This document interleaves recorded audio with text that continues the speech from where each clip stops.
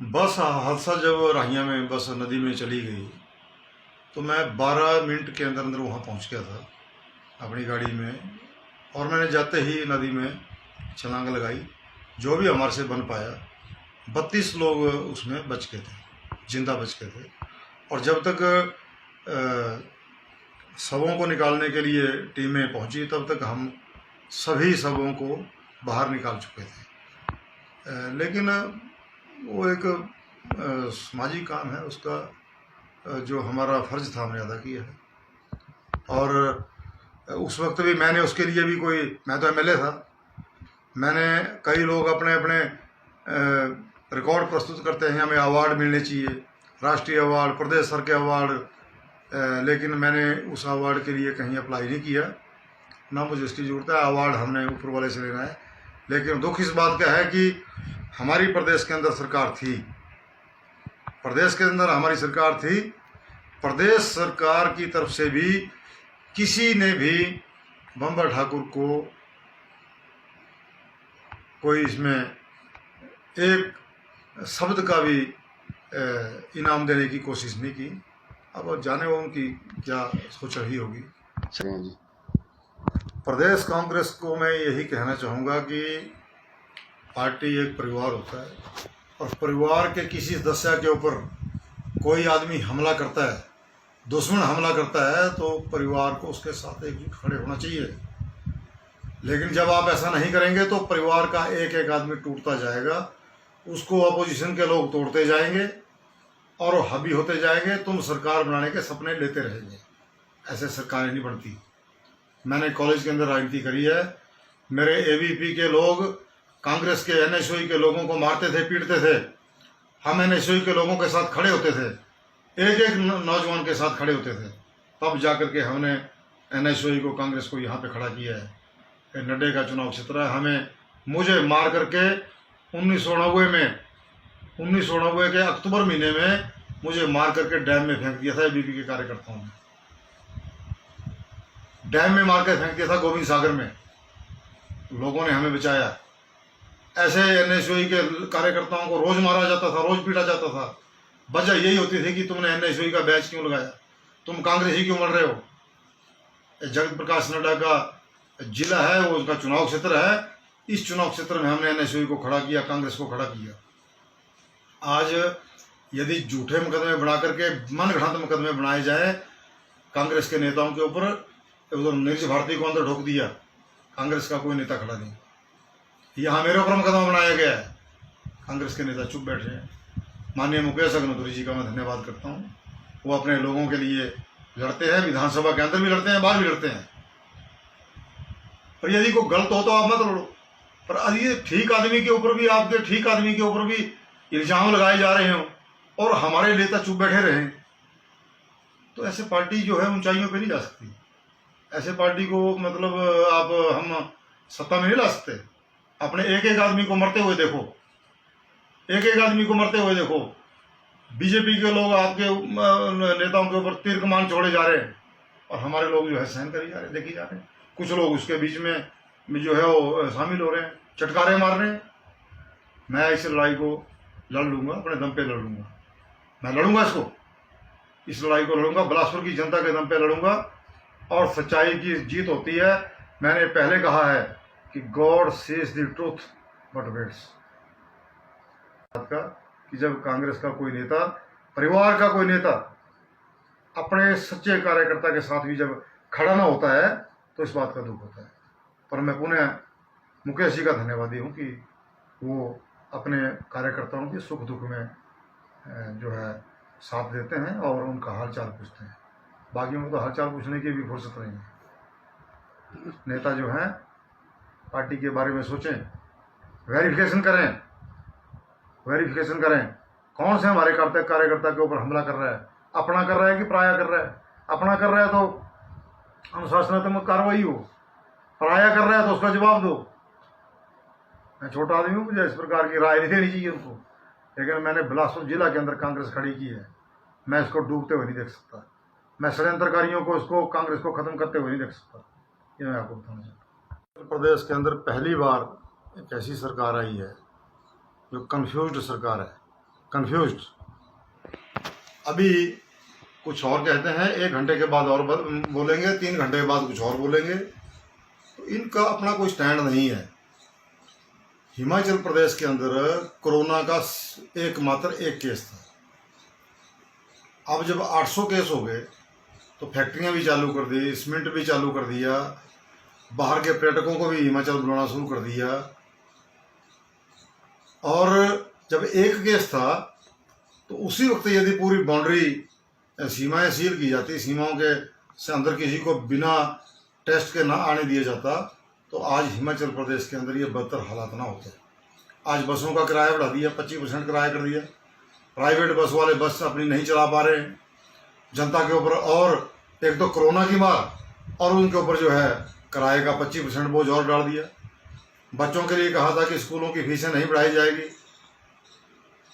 मुख्यमंत्री जी को तो कहते हैं, उनकी तो भाषा बदलती रहती है, पर जो शिक्षा मंत्री हैं वो भी अपनी बात के ऊपर एक दिन कुछ और स्टेटमेंट कहेंगे, दूसरे दिन कुछ और देंगे, तीसरे दिन कुछ और कहेंगे। वो अपने बयानों से पलटू सरकार है, ये पलटू सरकार। तो मैं इस सरकार को कहूँगा, इतनी निकम्मी सरकार जो है ना हिमाचल प्रदेश के अंदर कभी आई थी ना कभी आएगी। और मैं यही कहना चाहूँगा इनको कि कम से कम किसी को गुरु बनाओ अपना। पूर्व मुख्यमंत्री रहे वीरभद्र जी, ऐसे जैसे लोगों के साथ गुरु मंत्र वहाँ से लो, चलो सरकार। जैसे आपके प्रधानमंत्री मोदी जी भी तो जाते हैं मनमोहन सिंह जी के पास, वो भी जब बजट बनाते हैं तो मनमोहन सिंह जी से मंत्र लेने जाते हैं। तो अनभिज्ञ लोगों की सरकार बनी है दिल्ली के अंदर भी और प्रदेश के अंदर भी। कोरोना इनसे नहीं निपटा गया। अब लोगों की जो छोटा मोटा उनके पास बच्चा था उसको जो है किराए की मार से दबा दो, बच्चों का भविष्य खराब कर दिया। अब 5 बच्चों का स्कूल है, प्राइमरी स्कूल, 10 बच्चों का स्कूल, 25 बच्चों का स्कूल, वो स्कूल इन नहीं चल रहे हैं। एक दिन का गैप डाल करके उस स्कूल को चलाया जा सकता था, वो इनसे नहीं चल रहे हैं। हर बच्चे के हाथ में मोबाइल, लोगों के वो महंगाई की इस दौर में जो है हर परिवार को मोबाइल खरीदना पड़ रहा है, और जो मोबाइल नहीं खरीद पा रहा है वो अपने बच्चों को कैसे पढ़ाएगा, ऑनलाइन भी कैसे पढ़ाएगा। तो मैं कहना चाहूँगा कि ये हिमाचल प्रदेश के अंदर जो माननीय मुख्यमंत्री हैं जयराम जी, वो सैर सपाटे के ऊपर ज़्यादा मौज मस्ती में व्यस्त हैं, हेलीकॉप्टर में ज़्यादा घूमना पसंद करते हैं, और अपने सूट बूट की सरकार है। ये भी प्रधानमंत्री की तर्ज पे चल रहे हैं। जैसे प्रधानमंत्री नए नए सूट बदलते हैं, नए नए जगहों पे घूमना पसंद करते हैं, वैसे मौज मस्ती की सरकार है। मैं ये कुल मिला के ये कहूँगा, लोग मर रहे हैं मरे, जीता है अपने दम पे जिए, मरता है अपने दम पे मरे, किसी को परवाह नहीं। मैं यही कह रहा हूँ कि प्रदेश सरकार के पास कर्मचारियों को पैसा देने के लिए पैसा नहीं बचा है। अब नियमों को ताक पे रख के, नियमों को ताक पर रख करके बसें चलाई जा रही हैं। इनको किसी की जिंदगी का कोई परवाह नहीं है। कोरोना महामारी के ऊपर प्रदेश के लाखों लोगों ने करोड़ों रुपए दान किया, लेकिन मास्क तक नहीं आए, सैनिटाइजर नहीं आया, गांव में सैनिटाइजर नहीं मिले, मास्क नहीं मिले। स्वयंसेवी संस्था और महिला मंडलों ने, उनको धन्यवाद देते हैं हम लोग, उन्होंने जो है अपने पैसे से खरीद करके नेक कमाई से मास्क बनाए, सैनिटाइजर लिए, लोगों में बांटे। स्वयंसेवी संस्थाओं ने जो है लोगों की मदद की, जाकर के राशन दिया, भूखों का पेट भरा। सरकार की तरफ से केवल मात्र चेहतों को दिया गया, उसमें भी बंदर बांट हुई, उसके अंदर भी घोटाले हुए। बिलासपुर के अंदर सैनिटाइजर घोटाला हुआ, मास्क घोटाला हुआ, प्रदेश के अंदर घोटाला हुआ। इनके राज्य अध्यक्ष को जो है इस्तीफा देना पड़ा। बिंदर साहब को क्यों इस्तीफा देना पड़ा है, मुख्यमंत्री जी बताएं, क्यों आपने इस्तीफा लिया उनसे, यदि ये बिल्कुल पाक साफ थे। तो इस महामारी के ऊपर भी शांता कुमार जी ने ठीक कहा कि इस प्रकार का घोटाला यदि किया है तो ये मुर्दे के ऊपर से कफन उठाने वाली बात है। तो भारतीय जनता पार्टी को जो है समझना चाहिए कि हम क्या कर रहे हैं। एक बहुत बड़ी साजिश है, और इस साजिश के चलते वो अपना कोई राजनीतिक मकसद हल करना चाहते हैं, परंतु एक बिलासपुर के प्रतिष्ठित परिवार के बच्चे की जान ले ली, बम्बर ठाकुर की राजनीति को ख़त्म करने के लिए। इसकी पूरी जांच होगी, दूध का दूध पानी का पानी हो जाएगा। लेकिन जिस दिन वो वीडियो वायरल हो रहा था उसी समय मैं बिलासपुर थाना में उस वीडियो की जांच की रिपोर्ट करा रहा था और अंशुल जी के पिता के साथ मेरी उसी समय बातचीत हुई है। तो प्रश्न ये उठता है कि एक समय में बम्बर ठाकुर दो जगह कैसे हो सकता है। अंशुल के परिवार भी इस बात को जानता है, बिलासपुर के लोग भी इस बात को जानते हैं, सब लोग इस बात को जानते हैं। एक जगह दो आदमी कैसे, दो जगहों पे एक आदमी कैसे हो सकता है? क्यों, मैं बिलासपुर में भी हूँ और मंडी के पत्र में भी हूँ। तो ये बहुत बड़ी साजिश उस बच्चे के साथ हुई है, उस बच्चे के साथ बहुत बड़ी साजिश हुई है और मेरे खिलाफ भी साजिश हुई है। और जो FIR करने वाले हैं वो साजिश करता है और उनके खिलाफ ही जब कार्रवाई होगी, इंक्वायरी होगी, तो मैंने कहा दूध का दूध पानी का पानी हो जाएगा। पर दुख इस बात का है कि वो लोग जो यहाँ पे एक NR हॉस्पिटल है, उसकी ज़मीन को हथियाना चाहते थे कुछ लोग। मैंने उस मुद्दे को उठाया, वो लोग FIR करने का प्रेशर बना रहे हैं और एक करणी सेना का अध्यक्ष वो FIR कराने जा रहा है और एक BR कौंडल जो हमारे मंडी में एक वकील हैं वो जा रहे हैं कि जी बम्बर ठाकुर के ऊपर FIR करो, जबकि माता पिता ने स्पष्ट कहा था कि FIR कराने जाते तो माता पिता जाते, पत्नी जाती, परिजन जाते। ये 3-4 आदमी गए हैं, इनका क्या इंटरेस्ट हो सकता है और किसने उनको भेजा है, मैं इसको अच्छी तरह से जानता हूँ। लेकिन मैं यही कहना चाहूँगा कि हमारी प्रदेश सरकार की जो हमारी एजेंसी है, CID और पुलिस के अधिकारी हैं, वो बिल्कुल सक्षम है।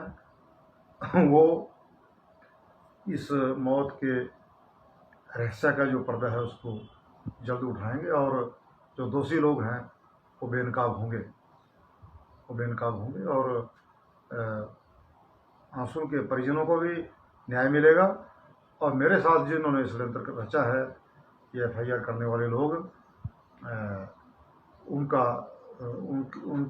चेहरा भी बेनकाब होगा, ऐसा मेरा मानना है।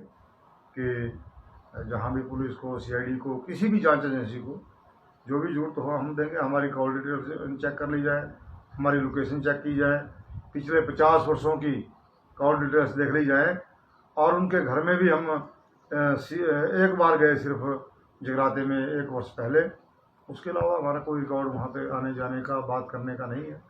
लेकिन जिसने भी ये षड्यंत्र रचा है, जो लोग FIR करने के लिए उत्सुक हैं, FIR करवाने गए कि बम्बर ठाकुर का टिकट कटाने के लिए, ऐसी साजिशें मैंने कहा पहले मेरे ख्याल में बहुत हुई। 2003 में मेरे खिलाफ एक स्कूल के बच्चे से 2002 में 3 में मैं टिकट मांग रहा था। वो टिकट कटवाने के लिए 2002 में मेरे गांव के अहर के एक बच्चे से एक रॉबरी की एप्लीकेशन थाना कुमारी में दिलाई गई, जिससे कहलवाया गया कि बम्बर ठाकुर ने मेरी जेब से 3500 रुपये निकाल लिए। उस वक्त मेरे पर एक मुकदमा दर्ज हुआ साजिश के तहत, 2002 में बनाया ताकि 2003 में टिकट कट जाए। बाद में उस साजिश के, उस FIR के तहत वो कांग्रेस के भी हमारे कुछ नेता उस FIR को लेकर दिल्ली हाईकमांड के पास गए कि बम्बर ठाकुर तो हमारा रॉबरी करता है, स्कूल के बच्चों के पैसे की लूटपाट कर ली और मेरा टिकट कट गया। और 2002 में ही एक मुकदमा मेरे ऊपर रोहतक में बनाया, रोहतक भारतीय जनता पार्टी के लोगों ने रोहतक मुकदमा बनाया और वो FIR भी प्रस्तुत की दिल्ली हाईकमांड को, और हमारी हाईकमांड ने बिना उसकी वेरिफिकेशन किए मेरा टिकट काट दिया। ये साजिशें शुरू से होती रही। बाद में वो रोहतक वाले जो कंप्लेनर था उसने भी FIR वापस ली और जो स्कूल का बच्चा और का था कृष्ण कुमार, उसने भी FIR वापस की और मुझे एफिडेविट दिया कि ये मेरे से FIR जो करवाई थी वो भारतीय जनता पार्टी के एक नेता का नाम उसने लिखा है, उसने मेरे से ये झूठी FIR कराई थी। तो उसने मेरे से माफ़ी मांगी, वो एफिडेविट मेरे पास आज भी पड़ा हुआ है। तो ऐसे षड्यंत्र मेरे खिलाफ होते गए। अब भी एक और षड्यंत्र बहुत बड़ा रचा गया है ताकि आने वाले समय में मेरा टिकट कटे और उनके जो आका हैं वो उस कुर्सी पे बैठें। ऐसी जो सियासत षड्यंत्र होनी चाहिए। रचा जा रहा है इसमें क्या भाजपा के लोग शामिल है या विजय कांग्रेस के लोग भी कुछ शामिल है सर? अपने लोग शामिल हैं, टिकट तो अपने लोगों को चाहिए। वो चाहते हैं कि आज ही हमें टिकट मिल जाए, इस षड्यंत्र करके बम्बर ठाकुर का टिकट कट जाए, टिकट मिल जाए, आज ही मैं एमएलए बन जाऊं, आज ही मंत्री बन जाऊं, ऐसी उनकी सोच चल रही है। वो कांग्रेस के अंदर आकर के इस प्रकार के षड्यंत्र कर रहे हैं और बीजेपी के लोग उसमें शामिल हुए हैं। अब बीजेपी के लोगों को तो मसाला चाहिए, वो उसके अंदर शामिल हो गए। आरएसएस के लोग भी चले गए कुछ, हालांकि आरएसएस के अंदर अच्छे अच्छे लोग हैं, ये संस्था जो है ऐसे षड्यंत्रों के लिए नहीं बनी है, लेकिन कुछ लोग व्यक्तिगत दोष भावना को लेकर के वो उन अपने लोगों के साथ मिल करके उन्होंने दबाव बना करके एफआईआर की। हालांकि एसपी मंडी ने एक दिन पहले कहा कि एफआईआर नहीं बनती है, लेकिन फिर भी कराई गई कि एफआईआर करा दो, बम्बर ठाकुर को एक बार कलंकित कर दो, कलंकित हो गया, उसके बाद चाहे छूट जाए कुछ भी ना हो, लेकिन हमारा मकसद तो हल हो गया। वो ये चाहते हैं कि दिल्ली में हम उस एफआईआर को प्रस्तुत करें कि देखो महाराज, बम्बर ठाकुर की वजह से जो लड़का मर गया, और हमारे नेता वहाँ पे वेरिफिकेशन तो करते ही नहीं। इस प्रकार का षड्यंत्र चल रहा है, लेकिन मुझे खुशी है कि बिलासपुर के लोग हमारे साथ खड़े हैं और ऐसे षड्यंत्र के समय में बिलासपुर की तमाम जनता मेरे साथ खड़ी है और मैं उनका सबका आभारी हूँ, उनके माता पिता का आभारी हूँ। पर मैं अंत में यही कहना चाहूँगा कि षड्यंत्रकारी बेनकाब होने चाहिए। माता पिता को, अर्जुन के माता पिता को, उनकी पत्नी को, उनके बच्चों को न्याय मिलना चाहिए और मुझे भी न्याय मिलना चाहिए, ये मैं कहना चाहूँगा। और उसके लिए जहाँ भी इंक्वायरी में हमें जाना पड़ा हम भी जाएंगे, लेकिन सही लोगों तक जो है सीआईडी पहुँचे, ऐसा मेरा विश्वास है और पहुँचेगी।